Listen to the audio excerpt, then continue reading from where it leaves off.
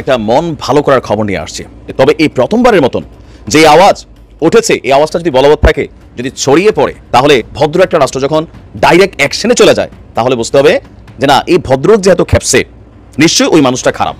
একদম মেরুদণ্ড টু অর্থনীতি, সমাজনীতি টু কূটনীতি, সামরিক নীতি টু মৌতনীতি, হ্যাঁ, সবকিছু একটা প্যাকেজে চলে আসছে। একটা সুখবর হচ্ছে, মৌলিক কিছু প্রশ্নে, আই রিপিট, সাময়িক নয় বা বাহ্যিক নয়, একেবারে ফান্ডামেন্টাল কিছু কোয়েশ্চেনে ডক্টর ইউনূস সরকার, আমিরে জামাত কিংবা জামাত ইসলামী এবং শিক্ষার্থীদের প্ল্যাটফর্ম বৈষম্যবিরোধী ছাত্র নাগরিক কমিটি, এরা এক মেরুতে, বিএনপি আওয়ামী লীগ অন্য মেরুতে। ভারতীয় সীমান্তে একটি ঘটনা ঘটেছে, বাংলাদেশের বিজিবি বাধা দিয়েছে এবং সেই বাধা পরিমাণটা এত ছিল যে বিএসএফ কাজ বন্ধ করেছে। এটা নজিরবিহীন।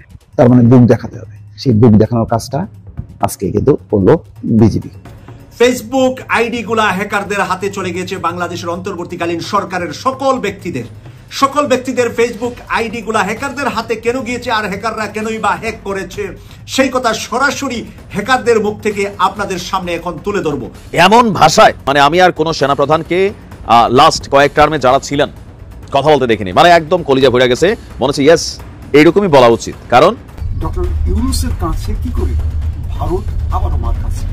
আমাদের রাজনীতিবিদরা কি আবারও একই ভুল করছে, যাতে করে 111 তৈরি হতে পারে? আসসালামু আলাইকুম প্রিয় দর্শক, যে সকল ভিডিও ফুটেজগুলো দেখলেন, এতে করে নিশ্চয়ই বুঝতে পেরেছেন আজকের ভিডিওটা কতটা গুরুত্বপূর্ণ হতে চলেছে। তাই ভিডিওটি না টেনে সম্পূর্ণ ভিডিও দেখার আহ্বান করছি। কথা না বাড়িয়ে চলুন ভিডিওটি দেখতে থাকি। আর হ্যাঁ, আপনি যদি এই চ্যানেলে নতুন হয়ে থাকেন, তাহলে চ্যানেলটি সাবস্ক্রাইব করে পাশে থাকা বেল আইকনটি অন করে দিন। আর যদি সাবস্ক্রাইব করে থাকেন, তাহলে আপনাকে অসংখ্য ধন্যবাদ। ভারতীয় সীমান্তে একটি ঘটনা ঘটেছে, সেখানে বিজিবির তীব্র বাধার মুখে বেড়া নির্মাণ বন্ধ করলো বিএসএফ। দর্শক, আমি জানি না সাম্প্রতিক সময়ে আর কোনো ঘটনা ঘটেছে কিনা, বহু বছর যে বিএসএফ একটি কাজ করছে, সীমান্তে কাঁটাতারের বেড়া দিচ্ছে, সেখানে বাংলাদেশের বিজিবি বাধা দিয়েছে এবং সেই বাধা পরিমাণটা এত ছিল যে বিএসএফ কাজ বন্ধ করেছে। এটা নজিরবিহীন। বাংলাদেশের এর আগের মাত্র 5-6 মাস আগে শেখ হাসিনা সরকারের সময় এরকম কোনো, তারা অনায়াসে তাদের মতন করে তারা মানে কাঁটাতারের বেড়া দিয়েছে, তাদের মতন করে লাইট পোস্ট নির্মাণ করেছে, যা খুশি তাই করেছে। কুকুরের মতন বা পশুর মতন, পাখির মতন মানুষকে গুলি করে মেরেছে, কেউ বাধা দেয়নি। এবং এই বাধা দেওয়াটা সম্ভবত একটা অপরাধ হিসেবে গণ্য করা হতো। সুতরাং একেবারে বিজিবির চোখের সামনে বিএসএফ যা খুশি তাই করেছে। কিন্তু পরিস্থিতি পাল্টে গেছে। কদিন আগে স্বরাষ্ট্র উপদেষ্টা কি বলেছেন, যে সীমান্তে প্রতিবাদ না করে পিঠ দেখানো যাবে না। অর্থাৎ আমি প্রতিবাদ করবো না, আমি পিঠ দেখাবো না, সেটা হবে না। তার মানে বুক দেখাতে হবে। সেই বুক দেখানোর কাজটা আজকে কিন্তু করলো বিজিবি। কি কাজ করছে? লালমনিরহাটের পাটগ্রাম সীমান্তের নো ম্যানস ল্যান্ডে ভারতীয় সীমান্তরক্ষী বাহিনী কাঁটাতারের বেড়া ও লাইট পোস্ট নির্মাণ করতে গেলে বাধা দেয় বিজিবি। পরে তীব্র বাধার মুখে কাজ বন্ধ করতে বাধ্য হয় বিএসএফ। বুধবার সন্ধ্যায় রংপুর 11 বিজিবি ব্যাটালিয়নের এক বিজ্ঞপ্তিতে এই তথ্য জানানো, রীতিমতো অফিসিয়াল নোটে এটা তারা জানাচ্ছে। বলা হচ্ছে, উপজেলার দহগ্রাম সীমান্তে আন্তর্জাতিক আইন লঙ্ঘন করে বিএসএফ নো ম্যানস ল্যান্ডে কাঁটাতারের বেড়া এবং লাইট পোস্ট নির্মাণ করার চেষ্টা করলে বিজিবি বাধা প্রদান করে। ফলে বিজিবির বাধায় বিএসএফ কাঁটাতারের বেড়া ও লাইট পোস্ট নির্মাণ বন্ধ করে। তার মানে নো ম্যানস ল্যান্ড, যেটা ভারত এবং বাংলাদেশের সীমান্তে একটা নো ম্যানস ল্যান্ড থাকে, যে কেউ সেখানে প্রবেশ করতে পারবে না, সেখানে তারা কাঁটাতারের বেড়া দিচ্ছিল। বিজিবি জানায়, মঙ্গলবার দুপুর 2টায় বিএসএফ এর 6 ব্যাটালিয়নের করুণ ক্যাম্পের সদস্যরা ভারতীয় নাগরিকদের সহায়তায় দহগ্রাম সীমান্তের বিএমপি 8/11 থেকে প্রায় 60 গজ ভারতের ভেতরে অবৈধভাবে কাঁটাতারের বেড়া নির্মাণ এবং লোহার খুঁটি দিয়ে লাইট পোস্ট স্থাপন শুরু করে। খবর পেয়ে বিজিবি দ্রুত ঘটনাস্থলে পৌঁছে বিএসএফ এর অবৈধভাবে কাঁটাতারের বেড়া এবং লাইট পোস্ট নির্মাণে বাধা প্রদান করে। কিন্তু বিজিবির বাধায় বিএসএফ জোরপূর্বক কাজ অব্যাহত রাখার চেষ্টা করলে বিজিবির টহল দল তীব্র প্রতিবাদ জানায়। এক পর্যায়ে বিজিবির বাধার মুখে বিএসএফ কাজ বন্ধ রেখে সীমান্তের 150 গজ ভারতের ভিতরে পিছু হটতে বাধ্য হয়। তার মানে এমন প্রতিবাদ ছিল, সেটি হয়তো পুরোটা ব্যাখ্যা দেয়নি। পরে বিএসএফ ভয় পেয়ে 100 গজ 150 গজ ভিতরে তারা ঢুকে যায়। এই ব্যাপারে পানবিড়ি বিজিবির কমান্ডার বিএসএফ এর কাছে এই অবৈধ কাঁটাতারের বেড়া এবং লাইট পোস্ট নির্মাণের মৌখিকভাবে প্রতিবাদ জানায়। সীমান্তে বিজিবির সার্বক্ষণিক টহল ও নজরদারি জোরদার করা হয়েছে। এই বিষয়ে কোম্পানি কমান্ডার পর্যায়ে পতাকা বৈঠক আহ্বান করা হয়েছে এবং ব্যাটালিয়ন কমান্ডার পর্যায়ে বিএসএফ এর নিকট প্রতিবাদ লিপি পাঠানো প্রক্রিয়াধীন। লেফটেন্যান্ট কর্নেল সেলিম আলদিন বলেছেন, রংপুর 11 বিজিবির ব্যাটালিয়ন কমান্ডার, তিনি বলছেন বিএসএফ কোনো প্রকার আন্তর্জাতিক সীমান্ত আইন লঙ্ঘন করলে বিজিবি তার উপযুক্ত জবাব দেবে। এটা বিজিবির ডিজি পর্যায়ে নির্দেশ। এই বিষয়ে বিএসএফ এর যে কোনো অপতৎপরতা রুখে দিতে নির্দেশনা দেওয়া হয়েছে দহগ্রাম বিজিবিকে। সাব্বাস, এটাই দরকার। মাথা উঁচু করে সম্মানের সঙ্গে সম্পর্ক করতে হবে এবং কোনো অন্যায় মানা যাবে না। বিগত 15 বছরে যা খুশি তাই করেছে ভারতীয় বিএসএফ। এখন পরিস্থিতি পাল্টেছে। এটা ভারতের সীমান্তরক্ষী বাহিনীকে একেবারে মানসিকভাবে এটা মেনে নিতে হবে। মেনে নিয়ে সমমর্যাদার সাথে সম্পর্ক স্থাপন করতে হবে। এটাই হচ্ছে বার্তা, এটাই হচ্ছে বাংলাদেশের এখন পররাষ্ট্রনীতি, সীমান্ত নীতি। দর্শক, যে কোনো একটা দেশের ব্যাকবোন হচ্ছে দুইটা জিনিস, প্রথমত অর্থনীতি, দ্বিতীয়ত হচ্ছে তাদের সেনাবাহিনীর সক্ষমতা। এর বাইরে জনসংখ্যা, আরও অনেক কিছু এখানে কানেক্টেড আছে। তো আমাদের বাংলাদেশের সেনাবাহিনী দীর্ঘদিন যাবৎ তারা দেশমাতৃকাকে সার্ভিস দিয়ে আসছে, কিন্তু কোথাও না কোথাও প্রতিবেশী রাষ্ট্রগুলোর সাথে এমন ভাষায়, মানে আমি আর কোনো সেনাপ্রধানকে লাস্ট কয়েক টার্মে যারা ছিলেন কথা বলতে দেখিনি, মানে একদম কলিজা ভরে গেছে, মনে হচ্ছে ইয়েস এইরকমই বলা উচিত। কারণ তিনি সেনাবাহিনীকে লিড করছেন আমাদের সেনাপ্রধান the Bluetooth man general Wakeruzzaman. আজকে যে বার্তা দিছে ভাই, মানে পরেরটা পরে দেখা যাবে, বার্তা দিছে তো এই কথাটা বলার জন্য মিনিমাম লেভেলে হিম্মত থাকতে হবে। যাই হোক, আমরা দেখছি যে হঠাৎ করে সেনাপ্রধানের এই বক্তব্য কেন ভাইরাল, তিনি কি এমন বলেছিলেন ভারতের ইস্যুতে। খুবই সুচিন্তিত এবং কি গঠনমূলক কথা বলেছেন। তিনি বলছেন ভারতের সঙ্গে দেওয়া নেওয়ার সম্পর্ক হতে হবে কিসের ভিত্তিতে? ন্যায্যতার ভিত্তিতে, যেটা আমরা বরাবরই দাবি করে আসছিলাম। আর এর আগে কোনো সেনাপ্রধান সর্বশেষ কবে ভারতের মানে এই আগ্রাসনের বিরুদ্ধে এইভাবে স্পষ্ট কথা বলেছেন আমি অন্তত গত 6 বছরে কোনো নিউজ করার জন্য এমন টপিক পাইনি। প্রথম আলোকিত এক সাক্ষাৎকারে আমাদের সেনাপ্রধান বলছে যে ভারত আমাদের গুরুত্বপূর্ণ প্রতিবেশী, আমরা অনেক দিক থেকেই ভারতের উপর নির্ভরশীল, আবার ভারতও আমাদের কাছ থেকে সুবিধা নিচ্ছে। আনুষ্ঠানিক আর অনানুষ্ঠানিক মিলিয়ে ওদের প্রচুর মানুষ বাংলাদেশে কাজ করছে। এদেশ থেকে অনেক মানুষ চিকিৎসার জন্য ভারতে যায়, আমরা তাদের কাছ থেকে অনেক পণ্য কিনছি। কাজেই বাংলাদেশের স্থিতিশীলতার ব্যাপারে ভারতের বিরাট স্বার্থ আছে। এটা একটা দেওয়া নেওয়ার সম্পর্ক, তবে এই সম্পর্কটা হতে হবে ন্যায্যতার ভিত্তিতে। যে কোনো দেশ সবসময় অন্য দেশ থেকে সুবিধা পেতে চাইবে, এটা দোষ না। আমি যদি আদায় করে নিতে না পারি, দোষ তো আমারও। এই বিষয়গুলো দেখতে হবে। আমাদের ন্যায্যতার ভিত্তিতে সুসম্পর্ক বজায় রেখে চলতে হবে। জনগণ যেন কোনোভাবেই মনে না করে ভারত বাংলাদেশের উপর কর্তৃত্ব করছে বা এমন কিছু করছে যা আমাদের স্বার্থের পরিপন্থী, কোনোভাবেই মানুষ যেন এটা না ভাবে। এখন এখানে তিনার যে কথাগুলোর মধ্যে আমি খুবই গুরুত্বপূর্ণ যে কয়েকটা অংশ আপনি যদি দেখেন, যে ভারত এবং বাংলাদেশের মধ্যে পারস্পরিক যে সম্পর্কের বিষয়গুলো, এগুলো কিন্তু আমরাও স্বীকার করতে পারি না।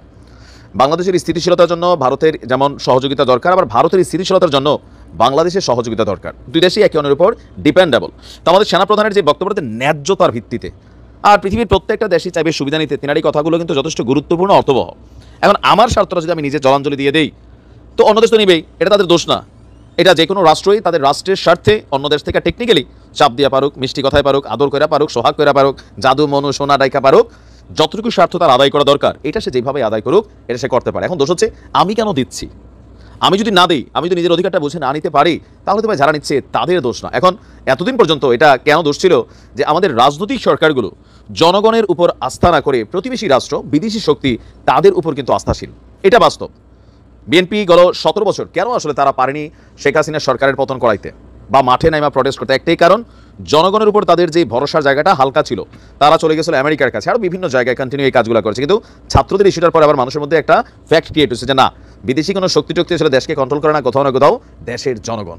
সো এই জনগণের উপর আস্থা থাকতে হবে, সরকারকে জনগণের পালস বুঝতে হবে। আর জনগণ যদি কোনো দেশের সরকারকে সাপোর্ট করে, সেই সরকার অবশ্যই অনেক শক্তিশালী হয়, যে কোনো দেশের সাথে ন্যায্যতা এবং সমতার ভিত্তিতে নিজেদের অধিকারগুলো আদায় করার ক্যাপাবিলিটি রাখে। তবে এমনভাবে কোনো সেনাপ্রধান কিন্তু এই বিষয়গুলো আর বলেনি।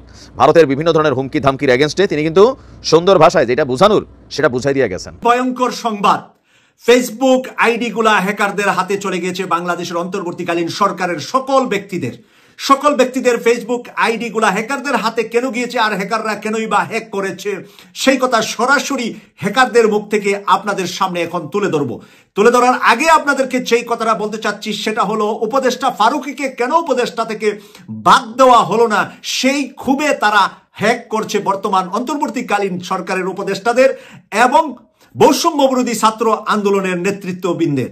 এখন এই মুহূর্তে কথা হলো, এই হ্যাকাররা ছিলেন জুলাই আগস্টের গণযুদ্ধের আমাদের সহযোদ্ধা। তারা আমাদের সাথে যুদ্ধ করেছেন, দেশটাকে স্বাধীন করেছেন। স্বাধীন হওয়ার পরে কেন ভারতীয় দালাল আর হাসিনার পেতার তারা থাকবে আমাদের অন্তর্বর্তীকালীন সরকারের ভিতরে, এই প্রশ্ন করছেন হ্যাকার নিজের মুখ থেকে, এবং বলছেন এটা আমরা কয়েকজনের করে মাত্র জানান দিলাম, যদি খুব অতি শীঘ্রই হাসিনার বেতাত্তাদেরকে সরকার থেকে বের করা না হয় এবং জুলাই অগাস্টের বিপ্লবের আসল বাস্তবায়ন না ঘটানো হয়, তাহলে সরকারের যত উপদেষ্টা আছে, প্রশাসনের গুরুত্বপূর্ণ যতগুলা আইডিয়া আছে, সব জায়গায় পুরা বাংলাদেশকে তারা হ্যাক করে দিতে পারবে বলে তারা বলছে। এবং হাসিনার সময়ে তারা এই কাজগুলা নাকি করেছিলেন সেই জুলাই মাসে। তাই আমরা একটু তাদের মুখ থেকে শুনবো, তারপরে আমি বাকি বিশ্লেষণটা ফিনিশ করব। কি আসলে আপনারা এটা হ্যাক করেছেন কিনা, করলে কেন করেছেন, কাদেরটা করেছেন? আমি ব্যাপারটা বলি, আগে বলি, রেকর্ডে করে যাই আমরা। ব্যাপারটা হচ্ছে, আমি বলি, আমাদের সাইবার কমিউনিটি জুলাইয়ের অভ্যুত্থানের মধ্যে সাইবার যুদ্ধে অপরিসীম ভূমিকা পালন করছে। এটা একমাত্র সোশ্যাল মিডিয়াতে যত সর্বসাধারণ আছে সবাই ব্যাপারগুলো হচ্ছে পাবলিকলি দেখেছে যে আমরা হাসিনার সময় আমরা হাসিনার বিরুদ্ধে কিভাবে কাজ করেছি, এবং যে জায়গায় থেকে জুনায়েদ আহমেদ পলক নিজে তার টিম নিয়ে, যে তার টিম দ্বারা আমাদের সাথে যোগাযোগ করে হচ্ছে আমাদেরকে যে টাকার প্রলোভন দেখাইছিল, আমরা কিন্তু জুনায়েদ আহমেদ পলকের কথা আমরা রাজি হই নাই এবং আমরা তাদের পক্ষ নিয়ে আমরা কাজ করি নাই। আমরা অবশ্যই স্টুডেন্টদের পক্ষে ছিলাম এবং স্টুডেন্টদের পক্ষ থেকে আমরা কিন্তু পুরো আন্দোলনটা সাইবারে আমাদের যুদ্ধটা আমরা অব্যাহত রাখছি। এখন আমি যেটা বলতে যাচ্ছি আপনাকে, সেটা হচ্ছে যে উপদেষ্টা গুলো আছে, কিছুদিন আগে আমরা উপদেষ্টাদেরকে আমরা একটা ওয়ার্নিং দিয়েছিলাম, 72 ঘন্টার একটা ওয়ার্নিং দিয়েছিলাম। সেই ওয়ার্নিংটা হলো যে উপদেষ্টা ফারুকীকে অপসারণের জন্য। উপদেষ্টা ফারুকীকে অপসারণ যদি না করা হয়, সেই ক্ষেত্রে বাংলাদেশের সাইবার স্পেসে আমরা অ্যাটাক চালাবো, আমরা তাদেরকে বলেছি, ঠিক আছে? এবং তারা কিন্তু সেই জায়গা থেকে তারা সরে আসে নাই, হ্যাঁ, তারা এই জায়গায় এখনো বহাল আছে। যার প্রেক্ষিতে আমরা বাংলাদেশের গুরুত্বপূর্ণ কিছু সরকারি ওয়েবসাইটে আমরা আমাদের কন্ট্রোলে নিই, এবং কন্ট্রোলে নিয়ে ওইখানে আমরা ডিটেলসে কিন্তু লিখে দিচ্ছি হোম পেজে যে ফারুকীকে আমরা অপসারণ করতে চাচ্ছি, আমরা চাই ফারুকীকে অপসারণ করা হোক। বিতর্কিত একটা পার্সন, যেহেতু ফারুকীকে অপসারণ যদি না করা হয়, সাইবার স্পেসে আমরা আবার অ্যাটাকিং চালাবো। সেই অ্যাটাকিংটা আমরা প্র্যাকটিস হাসিনার সময় চালিয়েছি। উপদেষ্টাদের প্রতি আমাদের কোনো ক্ষোভ নেই, আমাদের একটাই কথা, সেটা হচ্ছে যে এই জুলাই আন্দোলন যেসব সাইবার যোদ্ধারা, যেসব বাংলাদেশের যেসব সাইবার টিম, যেসব বাংলাদেশের স্প্যানিং বা ইথিক্যাল হ্যাকিং টিম গুলো সাইবার যুদ্ধে অংশগ্রহণ করেছে, তারা কেন আজকে আলোচনায় কথাই নেই, এবং তাদের কেন এটা বলা হয়নি যে এই যুদ্ধের মধ্যে সাইবার কমিউনিটি প্লাস সাইবার যোদ্ধা যারা আছে তাদেরও ভূমিকা আছে, তারা কখনোই এটা স্বীকার করেনি।